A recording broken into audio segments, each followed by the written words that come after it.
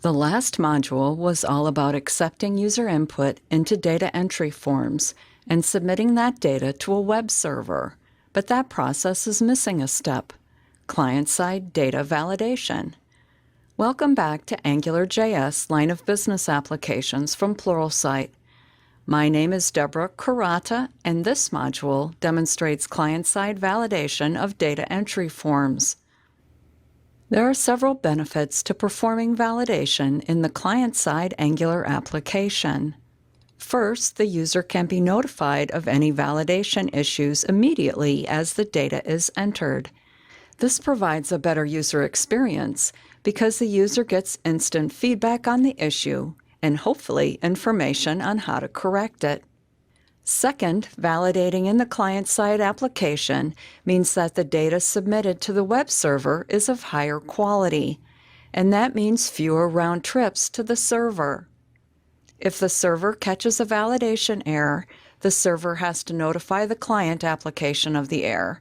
The client application must then notify the user, and the user must correct the error and resubmit the data to the server, resulting in another round trip. So client-side validation results in submittal of higher quality data, which in turn results in fewer round trips to the server. Keep in mind, however, that no matter how good or how thorough the client-side validation is, server-side validation is still required. The server-side web service processing the submitted data should never depend solely on the client-side validation. There are several techniques for implementing validation in an Angular application. You can use one of the special type attributes on an input element, such as email, URL, or TEL for telephone. Angular provides validation for these types. You can use the input element's required attribute, which specifies that the user must provide a value for the input element. Angular performs required entry checking. You can use Angular validation attributes on an input element. Angular provides attributes such as ng-min-length, ng-max-length, and ng-pattern. Angular performs the specified validation. You can build your own custom Angular directive for validation. This technique is the best option for complex validation scenarios that exceed what is built in.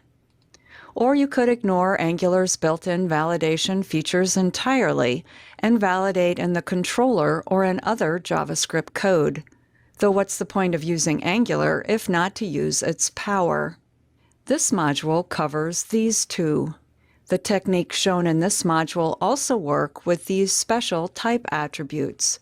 Building your own custom directive is beyond the scope of this course, and I don't recommend this last approach. That brings us to the objectives for this module.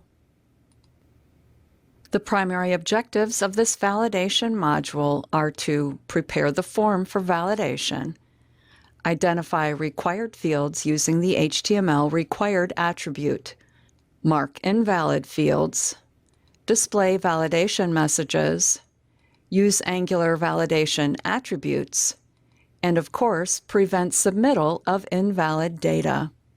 Let's get validating.